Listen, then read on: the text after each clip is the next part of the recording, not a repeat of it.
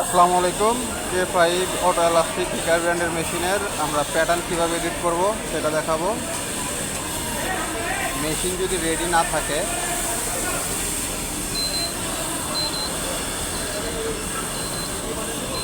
Machine on করার পরে এরকম পজিশনে থাকবে, তারপরে মেশিন আগে রেডি করতে হবে। প্রেশার ফিট আপ আছে, এই পায়ের পাড়া দিলে প্রেশার ফিট ডাউন হবে, তারপরে এই পাশেরটা পাড়া দিলে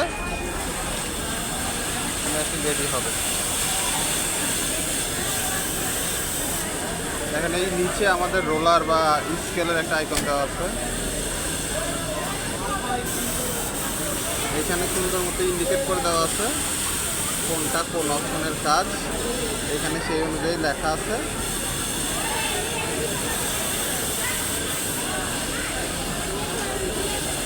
আপনি কোনো কাজ করলে চেক করে ওকে দিবেন, বের হয়ে যাবেন। দেখেন আবার তখন রেডি দিতে হবে।